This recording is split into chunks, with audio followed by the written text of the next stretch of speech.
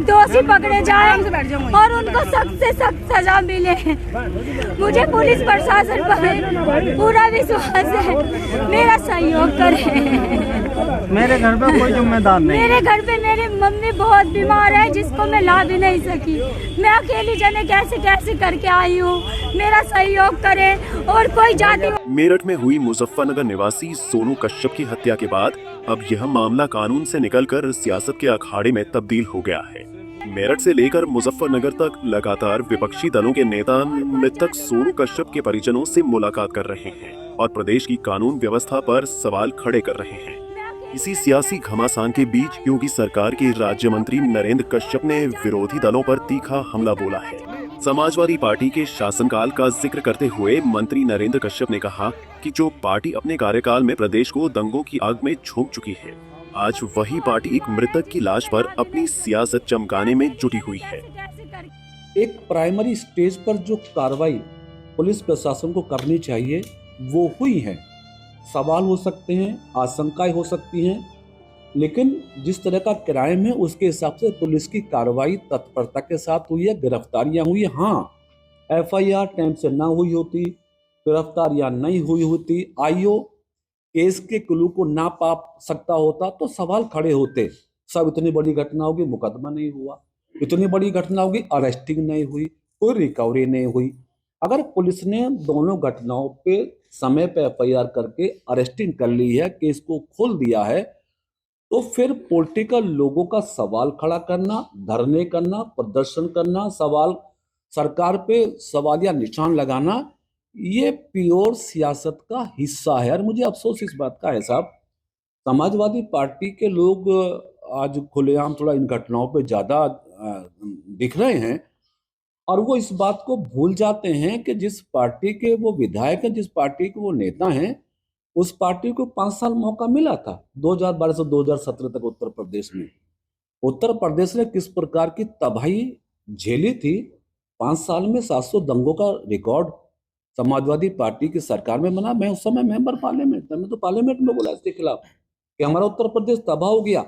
जिस समाजवादी पार्टी ने यूपी को तबाह किया हो, बर्बाद किया हो, अपराध के चंगुल में फंसाया हो, जंगल राज बनाया, वो पार्टी कह रही है कि योगी जी की सरकार में क्राइम बढ़े, कार्रवाई नहीं हो रही। रियलिटी ये है कि कुछ पॉलिटिकल पार्टी के लोग, कुछ सोशल वर्कर लाश पर सियासत, हत्या पर सियासत कर रहे हैं। बजाय ये कि विवेचना में सहयोग हो, बजाय ये कि पीड़ित परिवार की मदद हो, बजाय ये कि कम से कम जो इसमें दोषी है उसके खिलाफ कार्रवाई हो, केवल फोटोग्राफी, बयानबाजी करके सरकार पे और पुलिस पे आक्षेप लगा के अपनी सियासत को चमकाने का काम कर। वहीं सोनू हत्याकांड को लेकर बीजेपी की सहयोगी निषाद पार्टी के कार्यकर्ताओं में भी नाराजगी देखने को मिल रही है। आरोप है कि निषाद पार्टी के राष्ट्रीय अध्यक्ष और उत्तर प्रदेश सरकार में मंत्री संजय निषाद को भी प्रशासन ने पीड़ित परिवार से मिलने से रोक दिया। जब इस मुद्दे पर मंत्री नरेंद्र कश्यप से सवाल पूछा गया तो उन्होंने प्रशासन का बचाव करते हुए कहा कि शांति व्यवस्था बनाए रखने के लिए प्रशासन हालात को देखकर फैसले लेता है। मंत्री ने यह भी कहा कि धरातल पर स्थिति को प्रशासन बेहतर तरीके से समझता है और उसी के अनुसार कदम उठाए जाते हैं।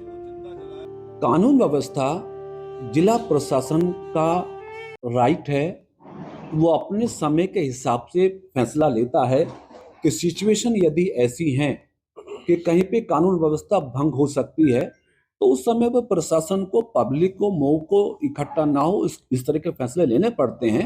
यदि ऐसा प्रशासन ने किया है, हाँ, ये होता कि अगर सत्ता के लोग जाते और विपक्षी ना जा पाते तो ये सवाल होता कि सरकार के लोग तो गए जी और हमको मने कर रहे हैं। कब साड़वानी में संगीत सोम अंदर रहे, अतुल प्रधान को नहीं जाने, वो कहते आप सूझवान हैं, कुछ सेंसिटिव इशू ऐसे होते जिससे पब्लिक में मोबिलाइजेशन की गुंजाइश रहती है। आपने देखा मुजफ्फरनगर की जनता ने क्या झेला साहब, आप तो उसके साक्षी, हम लोग उसके साक्षी हैं कि घटना कहाँ से शुरू हुई और कहाँ तक पहुंची और किस तरह से तबाही उत्तर प्रदेश में हुई। हमारी सरकार संवेदनशील है, प्रशासन संवेदनशील है, पब्लिक के इंटरेस्ट में, in the interest of the justice.